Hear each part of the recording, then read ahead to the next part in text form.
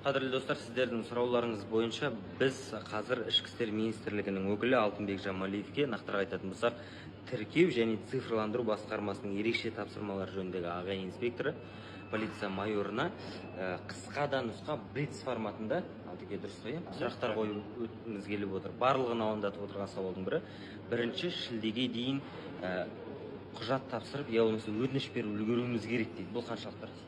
Ең біріншіден сіздерге осы ары қарай жалғастыру амалдарын, тіркеу амалдарын жалғастыру үшін ең бірінші өтініш болу керек.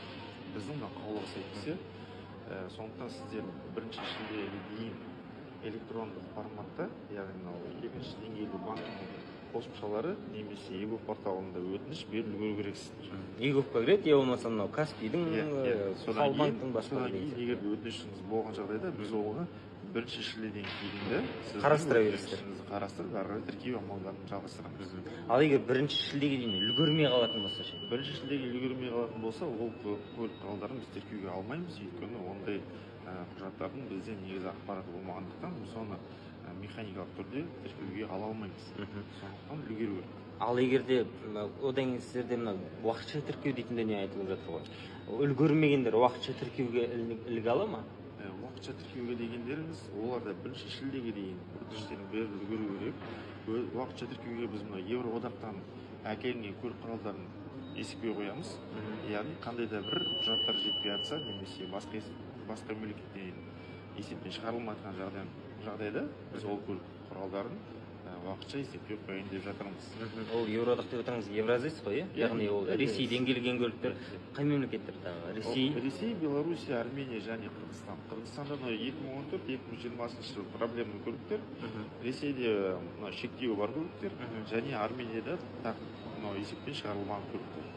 3-4 категориялар бар. Олардың барлығы жаңағы уақытша есепке тіркеуге қойылады.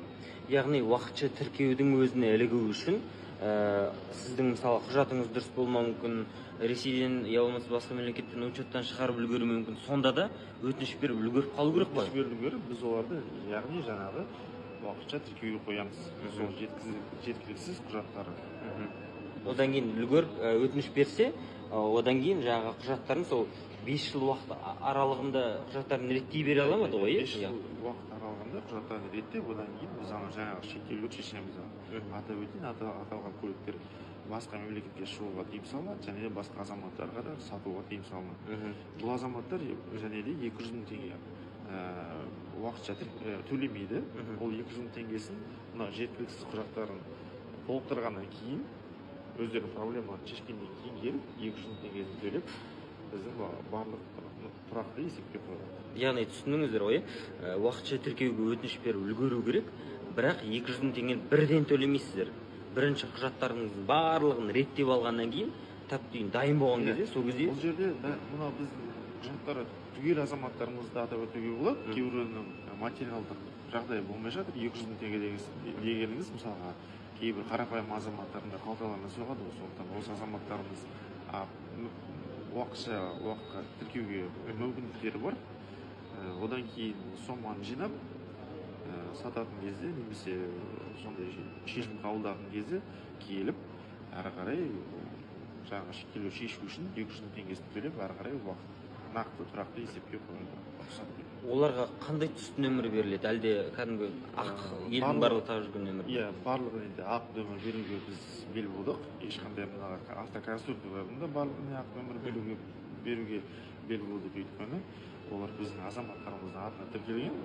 Иә, ол көлік құралдарына барлығына ақпараттық жүйеде шектеу қойылған, яғни басқа азаматтарға сатудың олардың мүмкіндіктері жоқ. Яғни ешқандай амал, айла, әрекет, алдау деген нәрсемен сатып жібере алмайды. Басқа адам сатып. Ал страховка арқылы сатам дейтіндер шықса ше? Ол азаматтық кодексіне сәйкес, оған өзінің шешімі, егер сататын болса, сақтандыру полисімен ол сатып емес, ол тек қана көлік жүргізуге рұқсат беру. Бірақ та ескеріп өтіп өтейік, барлық салық, барлық айыппұлдар, барлығы осы азаматтың мойнында. Одан халықтың көкейінде мынадай тағы бір сауал бар.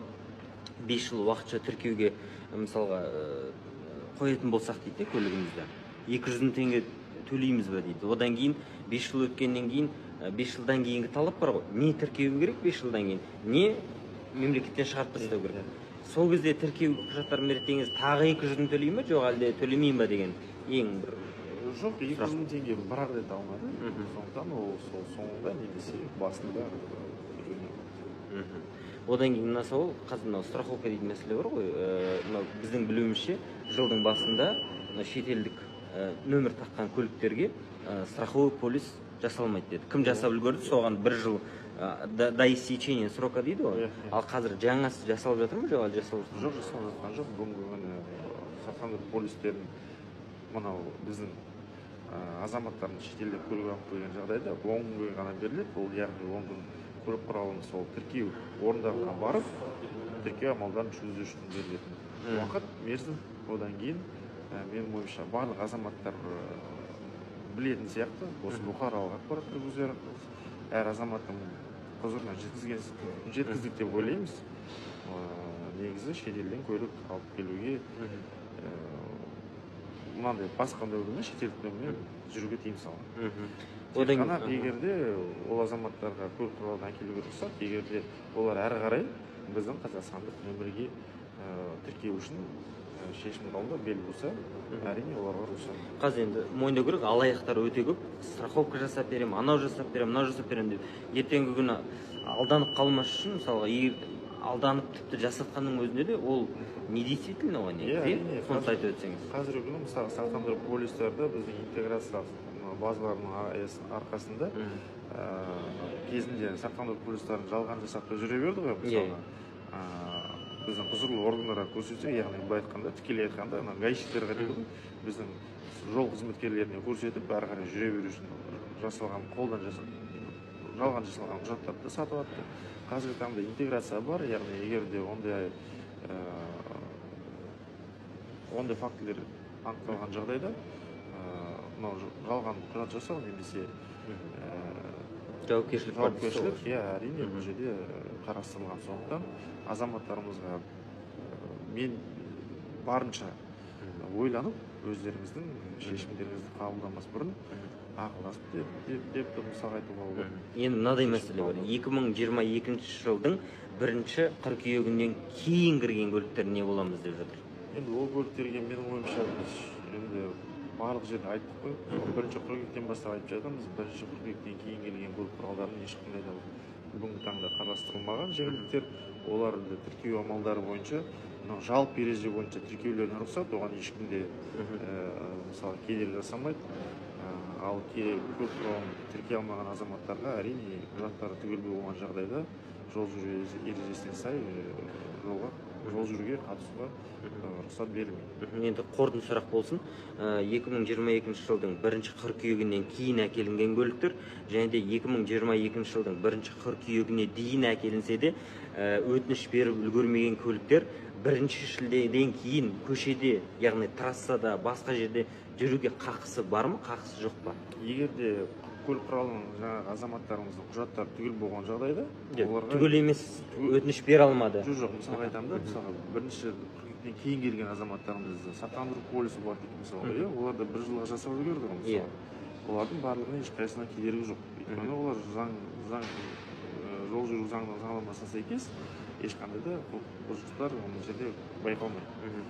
Бірақ та қандай да бір құжаттар жетпеген жағдайда, страховкасы жоқ болса, например, мысалға сақтандыру полисі жоқ деген, әрине бұл жерде жол жүру ережесіне қатысуға тыйым салынған.